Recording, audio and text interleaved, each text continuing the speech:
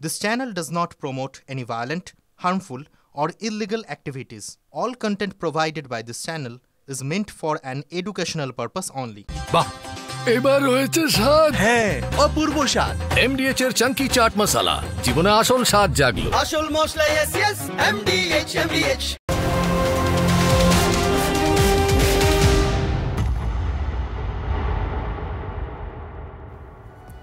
ফুলান ফাইনালের শুরুতেই আমরা প্রথমে রামপুরহাটের দিকে নজর রাখবো, কারণ সেখানে রাজ্য পুলিশে ভরসা রাখতে পারছে না মৃতের পরিবারের সদস্যরা। তাই তারা সিবিআই তদন্তের দাবি করছেন। অভিযুক্ত শিক্ষককে আটক করেও প্রথমে ছেড়ে দেয় পুলিশ। বিস্ফোরক দাবি করছেন নিহত ছাত্রীর পরিবারের সদস্যরা। খুনের ঘটনায় আরো অনেকে জড়িত রয়েছে বলে অভিযোগ করছেন তারা। কেন ময়না তদন্তের পর তড়ে ঘড়ি কবর দেওয়া হলো দেহ? প্রশ্ন নিহত ছাত্রীর পরিবারে ফের ময়না তদন্তের দাবি জানাচ্ছেন তারা। আজ সকাল থেকে বারবার উত্তপ্ত হয়ে উঠেছে রামপুরহাট এলাকা। এদিকে আজ সকালে যে পরিস্থিতি তৈরি হয়েছিল, কারণ আমরা জানি এই খুনের ঘটনায় ইতিমধ্যে এক শিক্ষককে গ্রেপ্তার করা হয়েছে এবং তাকে জিজ্ঞাসাবাদ করেই ওই ছাত্রীর দেহাংশ উদ্ধার হয়েছে। কিন্তু আজকে রামপুরহাটের স্কুলে বিক্ষোভ দেখালেন এলাকার মানুষ, কারণ এবং সেখানে তারা অভিযোগ করছেন যে প্রধান শিক্ষক সবকিছু জানতেন, যে কারণে প্রধান শিক্ষককে হেনস্থা করা হয়, মারধর করা হয়। উদ্ধার করতে গেলে বিক্ষোভকারীদের রোষে পুলিশও প্রধান শিক্ষককে উদ্ধার করে নিয়ে যাওয়ার সময় পুলিশের গাড়ি আটকানোর চেষ্টা করেন স্থানীয়রা।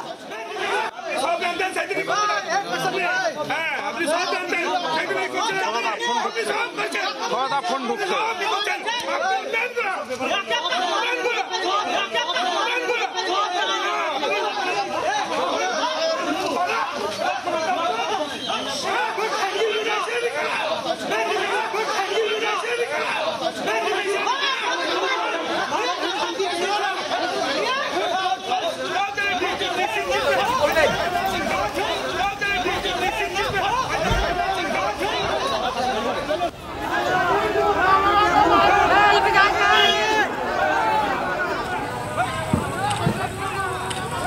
মারলেন কেন মাস্টারকে?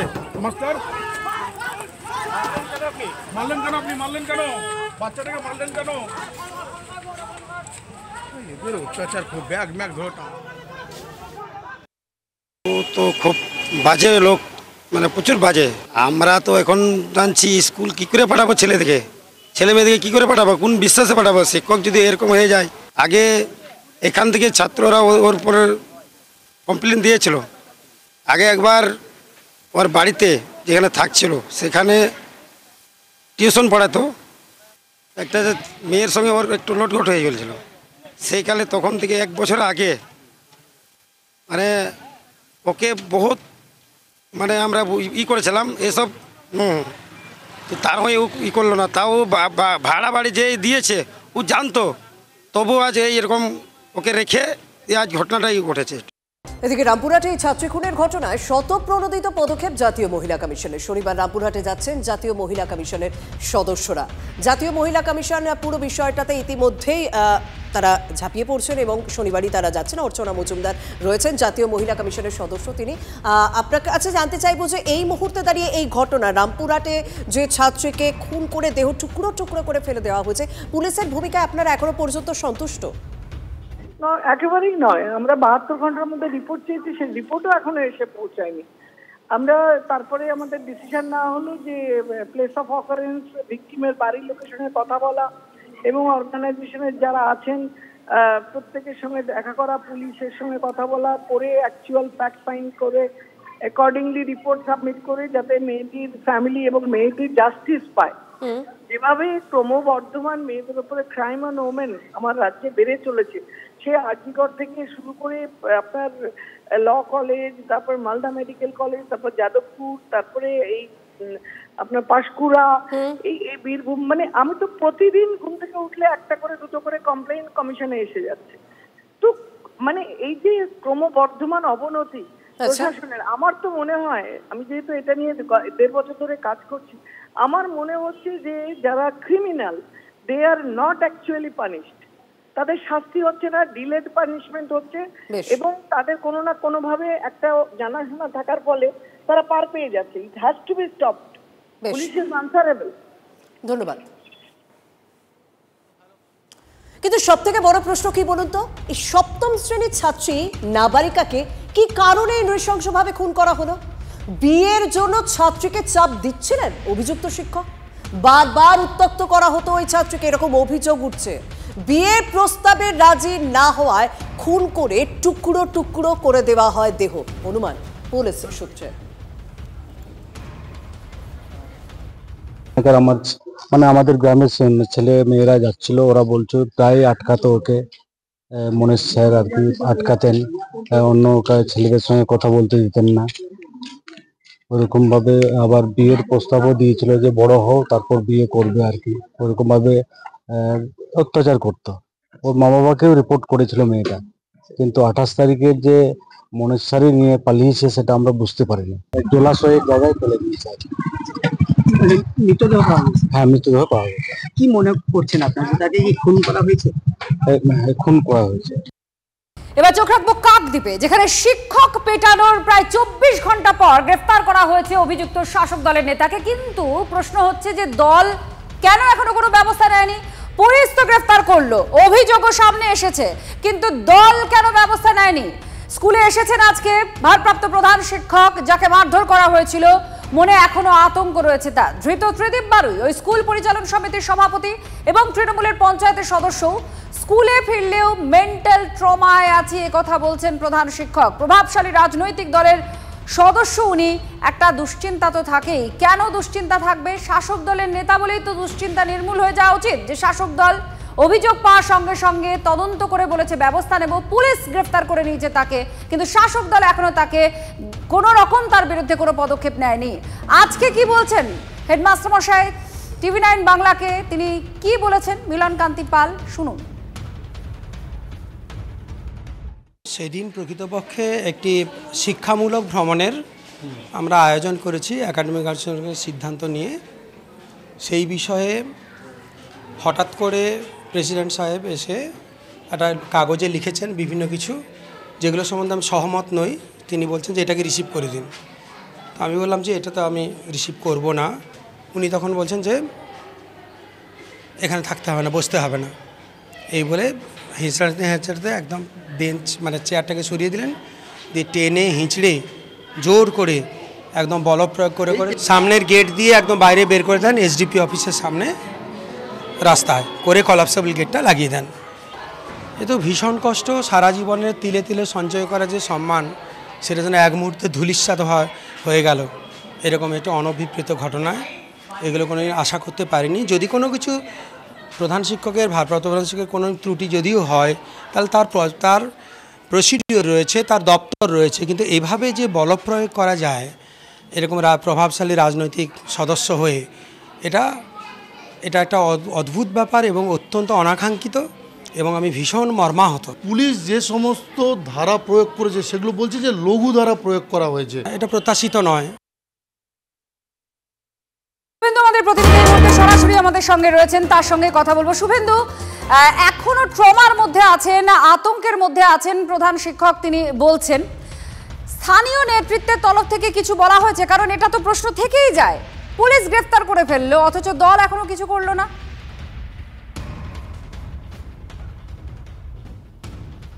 দেখো, আমি এই মুহূর্তে রয়েছি একেবারে কাকদ্বীপের বীরেন্দ্র বিদ্যানিকেতন স্কুল।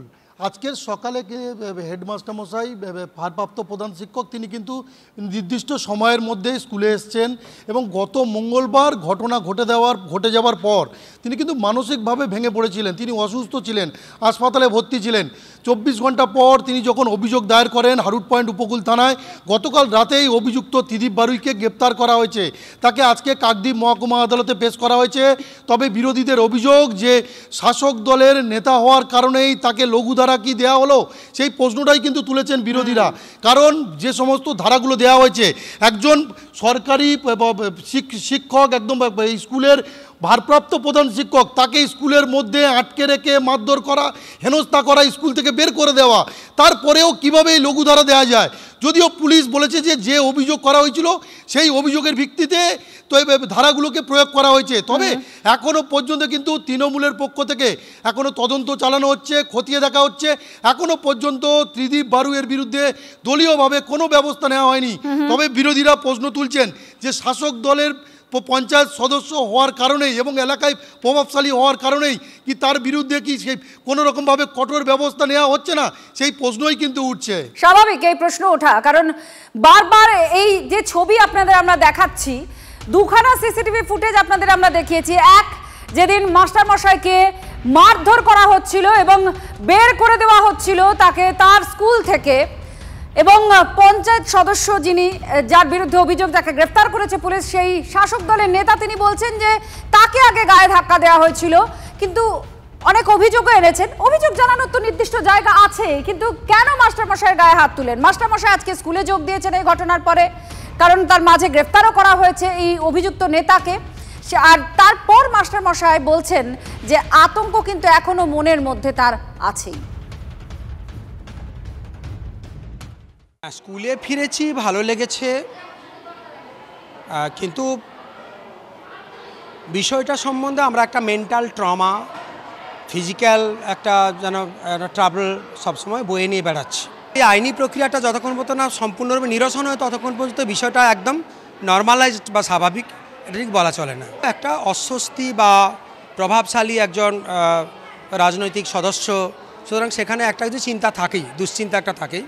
আমি তো চেষ্টা করব যাতে প্রভাব না পড়ে, কিন্তু আমার তরফ থেকে যে ধরনের সাবলীলভাবে সব কিছুর মধ্যে যাতায়াত, সেটা কিছুটা হলেও তো অবশ্যই বাধাপ্রাপ্ত হবে।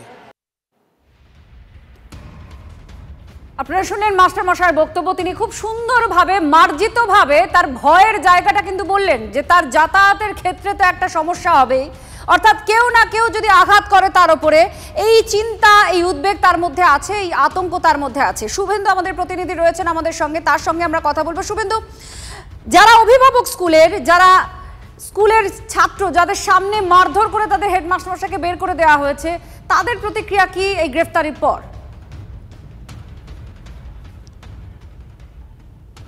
দেখো, স্কুলের ছাত্রছাত্রী থেকে অভিভাবক এবং স্কুলের শিক্ষক শিক্ষিকাদের বড় অংশ তারা কিন্তু এই আক্রান্ত ভারপ্রাপ্ত প্রধান শিক্ষকের পাশেই তারা রয়েছেন।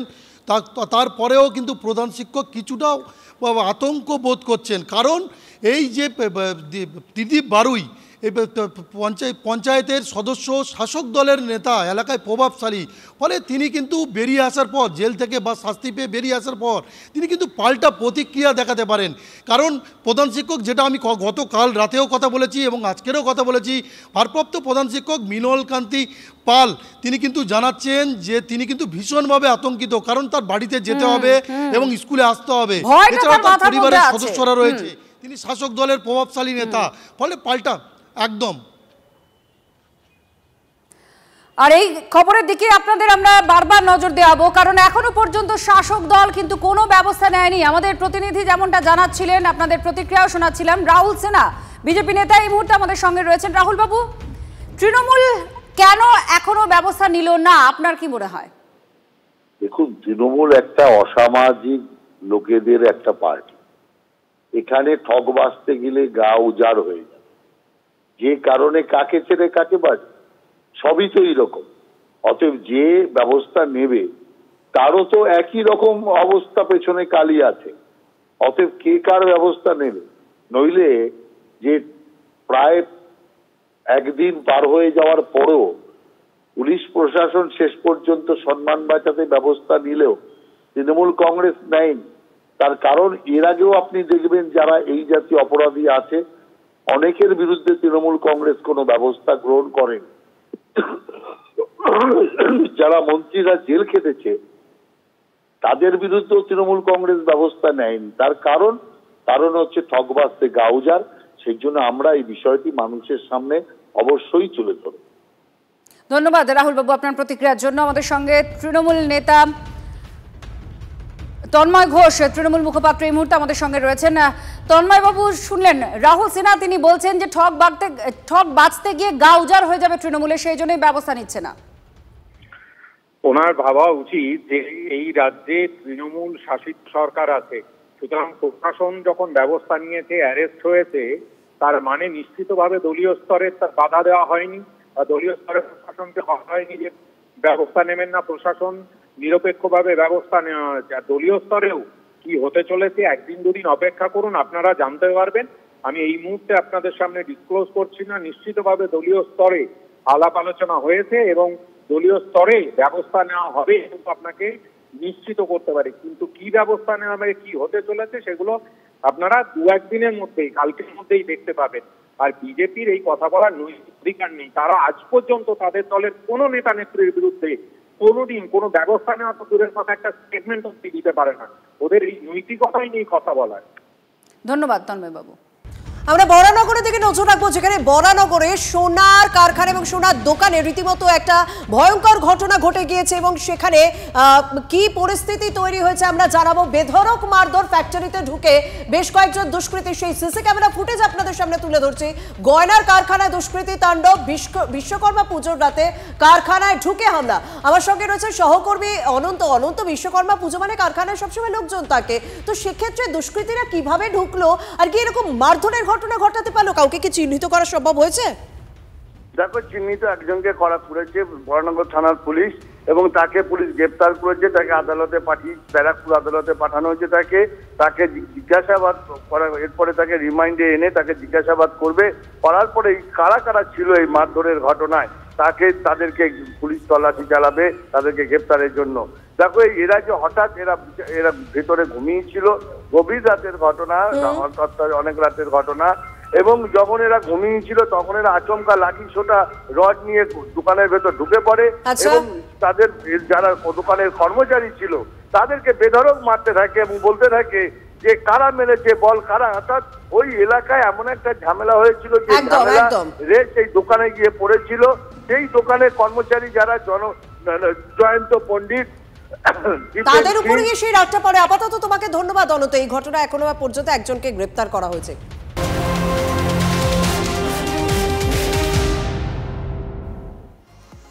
ফরাক্কার দিকে নজর রাখবো। মহিলাদের মারধর করা হয়েছে এমনই অভিযোগ। পুলিশের গাড়ি ঘিরে বিক্ষোভ দেখানো হচ্ছে, ভাঙচুর চালিয়েছে স্থানীয়রা, এমনটাই ছবি সামনে আসছে। গতকাল ফরাক্কায় তিলডাঙ্গা এলাকায় আকিল শেখ নামে এক অভিযুক্তকে ধরতে যায় পুলিশ, আর তখনই এই গন্ডগোল। মহিলাদের উপরে হামলার অভিযোগ ওঠে, পুলিশের গাড়ি ভাঙচুর করা হয়েছে, গাড়ি ঘিরে বিক্ষোভ দেখানো হয়েছে এমনই অভিযোগ। গতকাল ফরাক্কার ঘটনা এটি।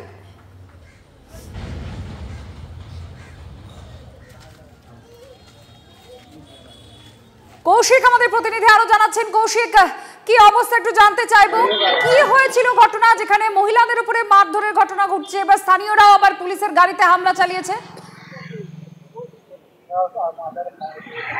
দেখো, যে ঘটনাটি ঘটেছিল কালকে এক অভিযুক্তকে আটক করার জন্য যায় পুলিশ, ফারাক্কা থানার পুলিশ, এবং তারপর সেখানে যেতেই কিন্তু তাকে অভিযুক্তকে না পেয়ে মহিলাদের উপর চড়া হয় বলে এমনটা অভিযোগ উঠেছে। এবং সেই অভিযোগের পর কিন্তু মহিলাদেরকে যখন কটূক্তি করে মহিলাদের উপর পুলিশ অফিসার যখন চড়া হয়, তারপর এলাকাবাসীরা কিন্তু যে পুলিশের গাড়ি ছিল, 2টি পুলিশের গাড়ি ছিল, সেই পুলিশের গাড়ি ঘিরে ফেলে এবং পুলিশের গাড়ি ভাঙচুর করার মতো ঘটনা ঘটে। তারপর প্রায় ফারাক্কা থানা এবং যে জঙ্গিপুর পুলিশ জেলা সেখান থেকে বিশাল পুলিশ বাহিনী মোতায়েন করা হয় এলাকায়। তারপর সেই ভাঙা গাড়ি দুটিকে সরিয়ে নিয়ে আসা হয়। তবে অভিযুক্তকে ধরতে গিয়ে যেভাবে মহিলাদের কটূক্তি করা, মারধর করার ঘটনা ঘটেছে সেখানে প্রশ্ন উঠেছে। এবং এরপর যে ঘটনা ঘটেছে সেখানে যে মহিলাদেরকে মারধর এবং সেখানে প্রতিবাদে গাড়ি ভাঙচুর, দুটোই কিন্তু একদম নিন্দনীয় ঘটনা ঘটেছে। এরপর জঙ্গিপুর পুলিশ জেলার পক্ষ থেকে যে আধিকারিক, যে অফিসার গেছিলেন তার বিরুদ্ধেও ব্যবস্থা নিয়েছে, তাকে লাইনে ক্লোজ করা হতে পারে এমনটাও কিন্তু পুলিশ সূত্রে জানা যাচ্ছে। পাশাপাশি যে অভিযুক্তকে গ্রেপ্তারের জন্য পুলিশ, ফারাক্কা থানার পুলিশ গিয়েছিল, সেই অভিযুক্তকেও গ্রেপ্তার করা হয়েছে, পরে আজ তাকে আদালতে তোলা হয়। তবে যে মহিলাদের অভিযোগ, মূলত কার্যত যে অফিসার গিয়েছিলেন তিনি মদ্যপ অবস্থায় ছিলেন, এই নিয়ে জেলার এক পুলিশ আধিকারিক জানান যে যদি এই ঘটনা ঘটে থাকে তা নিন্দনীয় এবং তাকে সেই কারণে ক্লোজ করা হতে পারে। তবে সব মিলিয়ে যে পুলিশের ভূমিকা সেখানে প্রশ্ন উঠতে শুরু করেছে।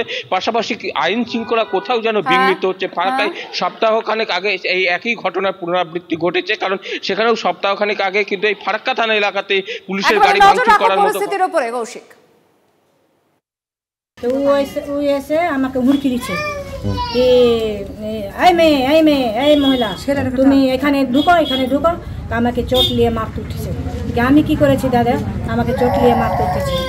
কে মারতে? ওই পুলিশটা বলছে কি স্যার মেয়ে ছেলে সবাই বাড়িতে আছে, ও কি করেছে না করেছে বেড়েছে বাড়িতে, আমরা জানি না কি হয়েছে না হয়েছে। বলেছে কি তোমরা চুপ করে থাকো, তোমরাকে ধরে নিয়ে যাবো দিয়ে হাত ধরাধরি টানাটানি করছিল, দিয়ে বেড়ে যায় আমাকে মেরেছে ইটা দিয়ে। কে মেরেছে? ওই পুলিশ। কি ঘটনা ঘটেছিল? এসছে অফিসার, আমাকে মেরেছে, কাপড় হাতে ছেড়েছে, শাড়ি ছেড়েছে, হাতে মেরেছে, লাত মেরেছে আমাকে। কি কারণে পুলিশ এসেছিল, কি কারণে? পিয়ে এসে খেয়েছে, মদ খাইছে, আমাকে মেরেছে, রান্না করেছে। কে মদ খেয়েছে? ও তো এই পুলিশ। এবার খাস কলকাতার দিকে নজর রাখবো। দক্ষিণ কলকাতায় দুষ্কৃতী ধরতে গিয়ে আক্রান্ত নেতাজি নগর থানার পুলিশ। গতকাল রাতে আইনজীবীর বাড়িতে দুষ্কৃতী তাণ্ডবের অভিযোগ আসে, তখনই বোমা বন্দুক নিয়ে হামলার অভিযোগ ওঠে আইনজীবীর ওপর। দুষ্কৃতীদের খোঁজে বাঘাযতীন হাসপাতালে পৌঁছে পুলিশ। আজ সেখান থেকে পালানোর চেষ্টা করে দুষ্কৃতীরা। আমার সঙ্গে রয়েছেন সহকর্মী দীক্ষা ফোনে। দীক্ষা, আমি তোমার কাছে সবার প্রথমে জানতে চাইবো যে আইনজীবীর উপর হামলা হলো, তারপর তারা বাঘাযতীন হাসপাতালে কি করতে এলো এবং সেখানে এমন কি ঘটলো যে পুলিশ পর্যন্ত আক্রান্ত হলো? দেখো, ঘটনাটার সূত্রপাত কিন্তু কালকে নয়, এর আগে অনেক আগে থেকেই সূত্রপাত ঘটনার, যেটা আমরা জানতে পারছি।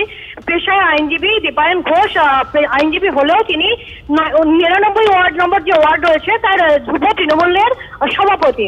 এই এলাকায় দীর্ঘদিন ধরে অসামাজিক কাজকর্ম, সাতটা থেকে শুরু করে তোলাবাজির একটা অভিযোগ ছিল। যবে থেকে দীপায়ন ঘোষ এখানকার যুব তৃণমূল কংগ্রেসের সভাপতি হয়েছেন, তিনি চেষ্টা চলেছিলেন যে এই অসামাজিক কাজকর্মগুলো বন্ধ করার। আর তার জেরেই গতকাল রাতের বেলায় তিনি যখন বাড়িতেও তার বিশ্বকর্মা পূজা হয়েছে এবং পাড়াতেও তিনি ক্লাব থেকে যখন ফিরছিলেন, অভিযোগ সেই সময়তেই উল্টো দিক থেকে বাইকে করে এসে এলাকারই দুষ্কৃতীরা, তারা এলাকারই, তাদের নামও জানা গেছে জয়ন্ত এবং পুচকি নামে, তারা দুই ভাই, তারা এলাকার সমাজ বিরোধী নামে দীর্ঘদিন ধরে পরিচিত। তারা তোলাবাজি, সাতটা থেকে আরম্ভ করে ঠেক চালানো থেকে আরম্ভ করে তাদের বিরুদ্ধে একাধিক বারবার অভিযোগ। তারাই এসে এই হামলাটা চালায় এবং তারপর তারা পালিয়ে যায়। তবে দুতরফের মধ্যে হাতাহাতি একদম। ইতিমধ্যে 6 দুষ্কৃতীকে গ্রেপ্তারও করেছে পুলিশ। ধন্যবাদ দীক্ষা। আমিও ওদিক থেকে আসছিলাম, ওরা এখানে হামলা করলো। আর ওরা এরকম মাঝে মাঝেই করে, আজকে দাদার উপরে করেছে, কালকে আরও বড় জায়গায় করবে। ওরা কি করে ছাড়া পেয়ে যায়, এত বড় একটা দুষ্কৃতী কি করে ছাড়া পেয়ে যায় মাঝে মাঝেই? জয়ন্ত পুচকি, ওরা দুই ভাই। ওরা 99 ওয়ার্ডে, আমাদের ওয়ার্ডেই মিলিটারি রোডের ওখানে থাকে।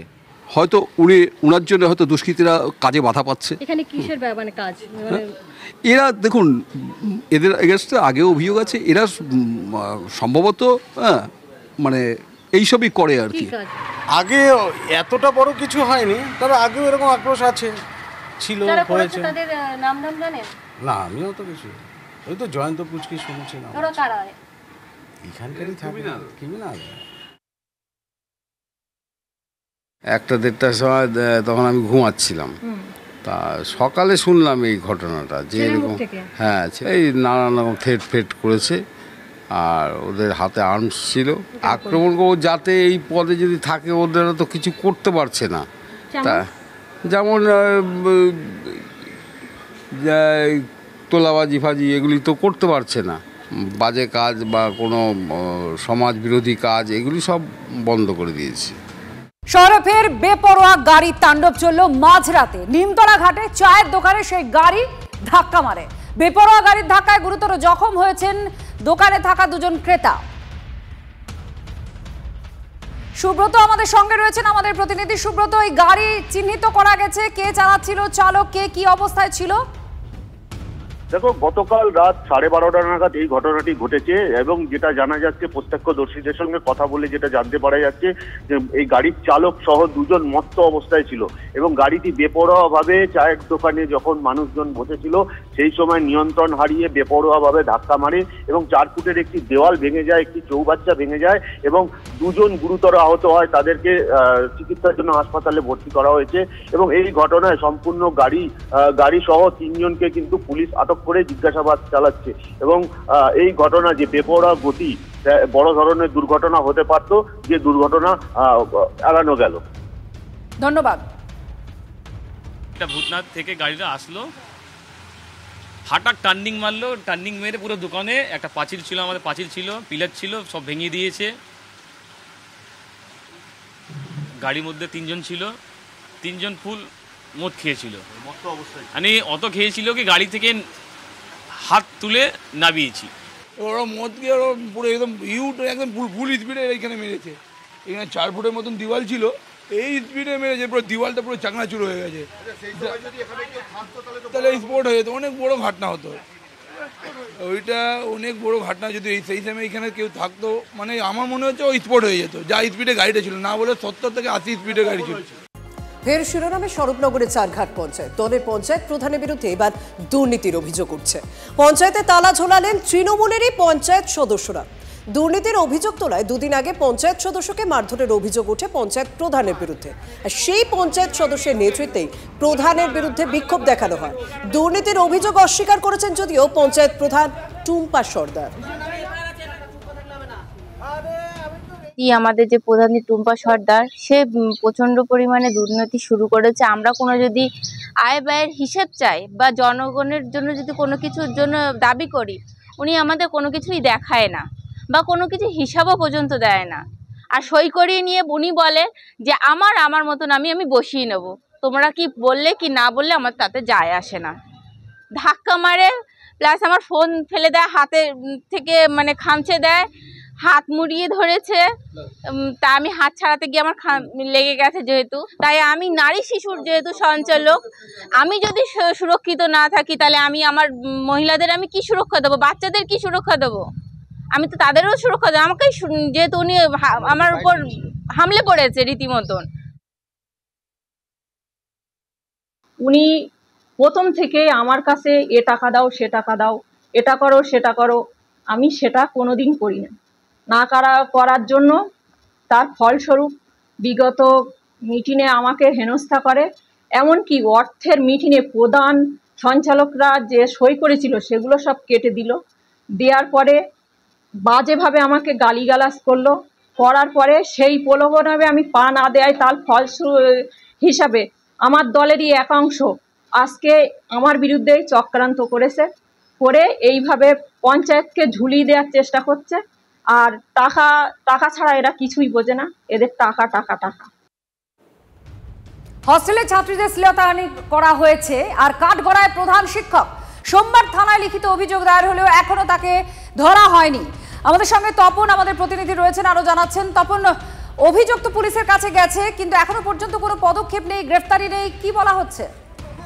দেখো, পুলিশ সূত্রে যেটা জানা যাচ্ছে যে অভিযুক্ত প্রধান শিক্ষক ভাস্কর চন্দ্র মাহাতোর বিরুদ্ধে পক্সো এবং অ্যাট্রোসিটি অ্যাক্টে মামলা করা হয়েছে। তোমায় বলি যে গত 15 তারিখ এই বড়গড়িয়া উচ্চ বিদ্যালয়ের ছাত্রছাত্রীদের গার্জেনরা গোটা ঘটনা জানার পরেই এই থানায় একটি অভিযোগ দায়ের করেন এবং তারপর থেকেই এখনো পর্যন্ত যেহেতু গ্রেপ্তার হয়নি, 3 দিন কেটে যাওয়ার পরেও যেহেতু গ্রেপ্তার হয়নি, সেহেতু আজকেই ডিওএফআই এবং এসএফআই বিক্ষোভ দেখাতে শুরু করে। তাদের অভিযোগ যে এই ভাস্কর চন্দ্র মাহাতো তিনি শাসক দলের শিক্ষা সেলের একজন পদাধিকারী রয়েছেন, ফলত তার জন্যই গ্রেপ্তার করা হচ্ছে না।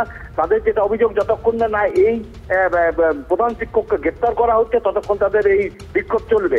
তোমায় বলি যে এই বড়গড়িয়া উচ্চ মাধ্যমিক যে স্কুল, সেখানে আদিবাসী যে ছাত্রছাত্রীরা থাকে, এই ভাস্কর চন্দ্র মাহাতো যে প্রধান শিক্ষক তার বিরুদ্ধে যেটা অভিযোগ যে তিনি এই ছাত্রছাত্রীদেরকে হেনস্থা এবং যৌন নির্যাতন করতেন। তারপরেই ছাত্রছাত্রীরা তাদের অভিভাবকদের জানান, পুলিশের কাছে অভিযোগ জানানো হয়েছে। ধন্যবাদ তপন। বড়গড়িয়া হাই স্কুলের যে প্রধান শিক্ষক রয়েছে, সেই প্রধান শিক্ষক 2022 সাল থেকে ছাত্রীদের উপর বিভিন্ন রকম ভাবে বিভিন্ন উপায়ে নিজের অফিসে প্রার্থনার সময় লাইনে নানান রকম ভাবে নির্যাতন চালাচ্ছে, শারীরিক নির্যাতন চালাচ্ছে। অতিরিক্ত মাত্রা ছাড়া হয়ে যাওয়ার ফলে তখন তারা বলতে বাধ্য হয় এবং থানায় গিয়ে তারা রিপোর্ট করার পরে দেখা যাচ্ছে যে পুলিশ প্রধান শিক্ষককে অ্যারেস্ট করা তো দূর কথা, প্রধান শিক্ষক এখন বাড়ি ছেড়ে কোথায় গিয়ে লুকিয়ে বসে আছে সেটাই বুঝতে পারছে না। নিয়োগ দুর্নীতিতে ধৃত জীবন কৃষ্ণ সাহার সাক্ষাতে হুমায়ুন কবির। ইডির হাতে পাকড়াও বিধায়কের সঙ্গে দেখা করতে আদালতে গেলেন ভরতপুরের তৃণমূল বিধায়ক। কেন জানাচ্ছেন তিনি TV9 বাংলার মুখোমুখি হয়ে। আদালতে আসার মূল কারণটা কি? জীবন কৃষ্ণ সাহার সঙ্গে দেখা করার জন্য। কি বলবেন দেখা করে বা কেন? শুধু খোঁজ নেব, শারীরিক খোঁজ খবর নেব। জেল কাস্টডিতে তো কেউ ভালো থাকে না, তার কোনো সমস্যা হচ্ছে কিনা, কোনো অসুবিধা হচ্ছে কিনা, তার শারীরিক খোঁজ খবর নেওয়ার জন্য এসেছি। যদি দল কড়াভাবে দেখে কি করবেন? আমি এইসব নিয়ে কোনো মন্তব্য করব না। এইসব কাউকে কোর্ট লকআপে দেখা করতে আসলে দলের পারমিশন নিতে হয়, প্রথম শুনলাম। আমি আমার লাইফে রাজনীতি করতে গিয়ে এই কোর্ট লকআপে বহরমপুর সেন্ট্রাল জেলে 82 দিন থেকেছি। তো আমার সঙ্গে বহু রাজনৈতিক সহকর্মী দেখা করতে গিয়েছে, ভেতরে খাবার দিয়েছে। যদি কোনো কারণে দল এটা ভালোভাবে না নিয়ে আপনার কাছে জবাব চায়, যদি কিন্তু কোনো জবাব এই মুহূর্তে পাবেন না, যদি ওই ধরনের প্রশ্ন আসে তখন আমাকে প্রশ্ন করবেন, আমি তার জবাব দেব। সবাই একই মানসিকতার লোক তো হয় না, কাজেই কে আসবেন কে আসবেন না আমি বাই ফোর্স করতে পারি না কাউকে। আমার মনে হয়েছে তাকে দেখা করার দরকার, তার খোঁজ নেওয়ার দরকার, তার পাশে থাকার দরকার, তাই আমি সে বার্তা পৌঁছতে গেছে যে ও তো আসলে ভাইপোর লোক, মেন এজেন্ট ভাইপোর, তো ভাইপোর বার্তা দিতে গেছে যে এই অবধি থাক, আর তুই বেশি কিছু বলিস না, তোকে আমরা বাঁচিয়ে নেবো, বা তুই যদি বলিও হয়ে যাস তোর পরিবার, স্ত্রী পুত্র 14 পুরুষ শুয়ে খাবে, এসব বলে দিতে গেছে কিছু একটা। জীবন কৃষ্ণ সাহার সঙ্গে দেখা করে হুমায়ুন কবির তিনি বললেন যে তিনি জীবন কৃষ্ণ সাহার পাশে রয়েছেন এবং আসার জন্য দলের অনুমতির প্রয়োজন হয় না। এদিকে আদালতে পেশের সময় ফের নিজেকে নির্দোষ বলে দাবি করছেন জীবন কৃষ্ণ। কাদা মাখা ছবি ভাইরাল হলেও ইডি অভিযানে পালাননি বলে দাবি করেন তিনি। পুকুরে ফোন ফেলার অভিযোগও আবারও অস্বীকার করলেন। ভয় পেয়ে বাবা তার বিরুদ্ধে অভিযোগ করছেন বলে দাবি বড়ুয়ার তৃণমূল বিধায়কের।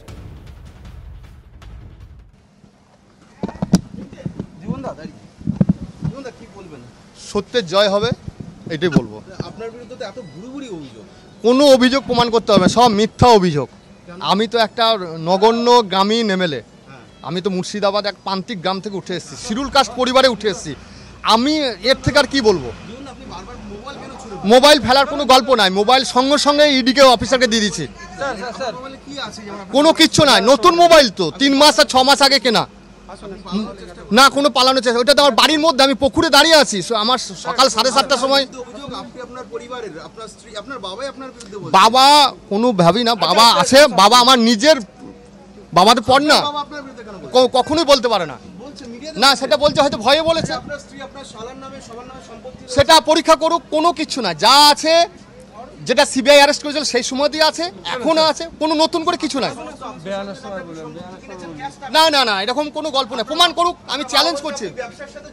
না, ব্যবসার সঙ্গে জড়িত।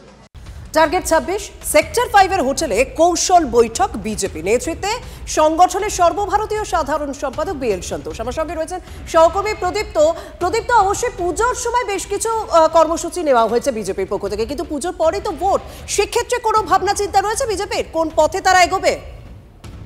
দেখো, আজকের বৈঠকটা বিজেপির ক্ষেত্রে অত্যন্ত গুরুত্বপূর্ণ, তার কারণ সাধারণভাবে এই ধরনের বৈঠক এবং বঙ্গের আরএসএস এর শীর্ষ নেতৃত্ব তারা এই বৈঠকে রয়েছেন। অন্যদিকে দলের কেন্দ্রীয় সাধারণ সম্পাদক সংগঠন বিএল সন্তোষ তারাও বঙ্গ বিজেপির একটা যারা শীর্ষ নেতৃত্ব বলে আমরা জানি, শ্রমিক ভট্টাচার্য, শুভেন্দু অধিকারী, সুকান্ত মজুমদার, তারা সকলেই মিটিং এ ছিলেন এবং মিটিংটা কিন্তু দফায় দফায় হচ্ছে। কখনো একেবারে 3-4 নেতাকে নিয়ে তারা বৈঠকে বসছেন, আবার এই মুহূর্তে যে বৈঠকটা চলছে তা হলো যে এসআইআর এবং সিএ নিয়ে বিজেপি কোন পথে হাঁটবে। তার কারণ এসআইআর হলে এই রাজ্যের প্রেক্ষাপট রাজনৈতিক ক্ষেত্রে কতটা পরিবর্তন হবে, সেক্ষেত্রে বিজেপি কিভাবে কাজে লাগাবে, এই নিয়েও যেমন চর্চা চলছে। এবং সিএ এই মুহূর্তে গোটা রাজ্য জুড়ে বিজেপি তা বাস্তবায়ন করার জন্য তাদের পক্ষ থেকে যা যা করা সেই কাজ করলেও কোথাও কোথাও বাধা প্রাপ্ত হচ্ছে, বাধা পাচ্ছে, ফলে সেখানে কিভাবে তারা এগোতে পারেন সেই বিষয় নিয়েও কিন্তু বিএল সন্তোষরা পরামর্শ দিচ্ছেন। এবং আরএসএস এর যেহেতু সামনেই 100 বছর পূর্তি রয়েছে 2রা অক্টোবর বিজয়া দশমীর দিন, সেই সময় বা এই রাজ্যে আরএসএস এর কর্মসূচি কিভাবে রূপায়ণ করা হবে এবং যে সার্বিক এই সমস্ত বিষয় নিয়ে আলোচনা হচ্ছে। পুজোর কর্মসূচি, পুজোর পর ভোটকে মাথায় রেখে যে সমস্ত ইস্যু রয়েছে বিজেপির, এসআইআর বা সিএ, সেই সমস্ত বিষয় নিয়ে একটা রূপরেখা ঠিক করা হচ্ছে, কোন পথে এগোতে চলেছে বিজেপি। আপাতত তোমাকে ধন্যবাদ। এদিকে বাংলায় এসআইআর হলে 1 কোটি অবৈধ ভোটার বাদ যাবে, তৃণমূলকে খুঁজে পাওয়া যাবে না। আবারও বিস্ফোরক দাবি করছেন রাজ্যের বিরোধী দলনেতা শুভেন্দু অধিকারী। এসআইআর হওয়ার পরে তৃণমূলকে খুঁজে পাবেন না। এসআইআর হবে, এসআইআর হবে, 1 কোটি অবৈধ ভোটার বাদ যাবে, একটাও বাংলাদেশের মুসলমান, রোহিঙ্গা, মৃত ফেক ভোটারের নাম থাকবে না। নন্দীগ্রামে হারিয়েছি খালা মমতাকে, 2026-এ আপনাদের সাহায্য নিয়ে প্রাক্তন মুখ্যমন্ত্রী করব। তৃণমূল কংগ্রেস ইতিমধ্যেই নির্বাচনের জন্য জেলা ভিত্তিক সব জায়গা মিটিং করে তারা প্রস্তুতি নিয়ে বুথ কেন্দ্রিক সংগঠন তৈরি করে নিচ্ছে। আর বিজেপি কি করছে সেটা একটুখানি খেয়াল করে দেখুন। তারা এখন শুধু একটা দুটো মিটিং এ শুভেন্দুর ফাঁকা আওয়াজ, তাছাড়া কোনো সংগঠন নেই, কোথাও লোক নেই। একটুখানি তুল্যমূল্য ভেবে যেন উনি কথাগুলো বলেন।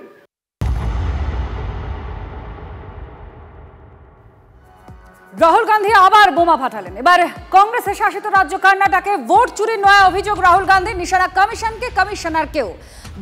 সফটওয়্যার ব্যবহার করে ভোটার তালিকা থেকে নাম মোছা হচ্ছে, এমনটাই অভিযোগ। একটি কেন্দ্রে ৬,০০০ ভোট চুরি করা হয়েছে এমন বিস্ফোরক অভিযোগ করেছেন রাহুল গান্ধী। कर्नाटका सीआईडी ने केस चालू किया कि वोटर कौन है, ये फोन किसके हैं, ये आईपी एड्रेस क्या है, ओटीपी कहां गया, इन चीजों के बारे में इन्वेस्टिगेशन शुरू होती है। 18 चिट्ठी CID Karnataka, no answer from chief election commission, no answer from election commission. जिन चीजों की जरूरत थी वो नहीं दी, जिसकी जरूरत नहीं थी वो सारी दे दी। पहला सबूत, आखिरी लेटर सितंबर में गया, कुछ ही दिन पहले, नो रिप्लाई फ्रॉम ईसी। ये है सबूत कि ज्ञानेश कुमार जी वोट चोरों की रक्षा कर रहे हैं, और ये ब्लैक एंड व्हाइट सबूत है, इसमें कोई कंफ्यूजन नहीं है। রাহুল গান্ধীর এই সাংবাদিক সম্মেলনের পরে ১.৫ ঘন্টা যেতে না যেতেই নির্বাচন কমিশন জানিয়ে দেয় যে সমস্ত অভিযোগ ভিত্তিহীন, এগুলো মিথ্যে অভিযোগ। অনলাইনে ভোট ডিলিট করা যায় না, অর্থাৎ ভোটার তাদের ডিলিট করা যায় না, ফর্ম পূরণও ডিলিট করা হয় না, ফর্ম পূরণেও ডিলিট হয় না। ১.৫ ঘন্টার মধ্যে রাহুল গান্ধীর এই অভিযোগ খণ্ডন করল নির্বাচন কমিশন। রাহুল গান্ধীর যে সমস্ত ভোট চুরির অভিযোগ করেছেন তা খণ্ডন করেছে নির্বাচন কমিশন। বলা হচ্ছে ভিত্তিহীন। পাল্টা দাবি করেছে নির্বাচন কমিশন, অনলাইনে ভোট ডিলিট করা যায় না, ফর্ম পূরণেও ভোটার ডিলিট হয় না, এই দাবি করেছে নির্বাচন কমিশন।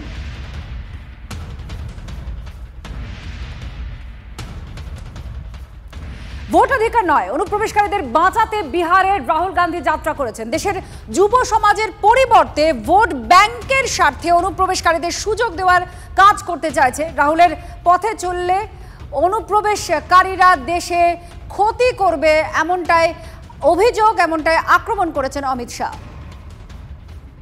हर बार झूठा नैरेटिव फैलाते। अभी अभी ये राहुल बाबा यात्रा कर गए ना भाई। यात्रा का विषय क्या था उनका बताओ तो जरा। अरे यार वोट चोरी नहीं था, यहां इतने सारे लोग हैं, आप किसी का वोट कटा है क्या? अरे जोर से बोलो, कटा है क्या? तो किसका कटा है? जोर से बोलो, किसका कटा है? ये राहुल गांधी की यात्रा घुसपैठिया बचाओ यात्रा थी। हमारे युवाओं की जगह वोट बैंक के घुसपैठियों को नौकरी देने का काम ये राहुल बाबा एंड कंपनी कर रहे हैं। अगर इनकी सरकार गलती से भी बन गई तो बिहार के हर जनपद में घुसपैठिए ही घुसपैठिए हो जाएंगे। বিজেপি মুখপাত্র অনুরাগ ঠাকুরের প্রতিক্রিয়া আপনাদের শোনাবো, কারণ তিনি বলছেন যে রাহুল গান্ধী বারবার সাংবিধানিক সংস্থার উপরে আঘাত হানছেন। এই অভিযোগ করা অভ্যেসে একটা পরিণত হয়ে গিয়েছে। সাংবিধানিক সংস্থার উপরে, প্রতিষ্ঠানের উপরে অভিযোগ করা, রাহুল গান্ধীর অভিযোগ করা একটা অভ্যেসে পরিণত হয়ে গেছে বলে অনুরাগ ঠাকুরের বক্তব্য। দেশের গণতন্ত্রকে ধ্বংস করার প্রস্তুতি নিচ্ছেন। পাল্টা আক্রমণে বিজেপি ধামাকা করতে এসে ড্রামা করে চলে গেলেন। প্রমাণ থাকলে হলফনামা দিন, চ্যালেঞ্জ বিজেপি সাংসদ অনুরাগ ঠাকুরের। कहते हाइड्रोजन बम एक तरह से फोड़ गए अपने ऊपर ही। वो कहते मैं लोकतंत्र बचाने नहीं आया, राहुल जी कहते हैं। लोकतंत्र को बर्बाद करने की तैयारी है क्या? गलत निराधार आरोप बार बार संवैधानिक संस्थाओं पर लगाना, गलत निराधार आरोप बार बार इलेक्शन कमीशन ऑफ इंडिया पर लगाना, संवैधानिक संस्थाओं पर प्रश्न चिन्ह खड़ा करना, क्या यह आदत सी बन गई है? जब जब राहुल गांधी जी आरोप लगाया और उसके कोर्ट गए तो बार बार इनको मुंह की खानी पड़ी। आप सारे उदाहरण उठाकर देख लीजिए, कभी माफी मांगनी पड़ी तो कभी कोर्ट की लताड़ खानी पड़ी। तो क्या इसी डर से राहुल गांधी जी शपथ पत्र नहीं दे रहे हैं? ये आए तो धमाका करने थे, लेकिन ड्रामा करके चले गए। धमाका इनके बस की बात नहीं, ड्रामा करना इनके बस की बात है। और अगर इतना ही दम आपके तर्कों में है तो आप कोर्ट क्यों नहीं जाते? इलेक्शन कमीशन ने तो आपको बार बार कहा सबूत दो, हल्फनामा।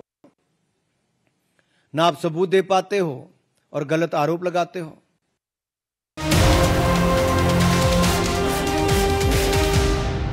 MDH চানা মশলা এখন ছোলা হোক বা বরবটি দানা, সাদা চানা হোক বা কালো, সব রান্নাই হবে অসাধারণ।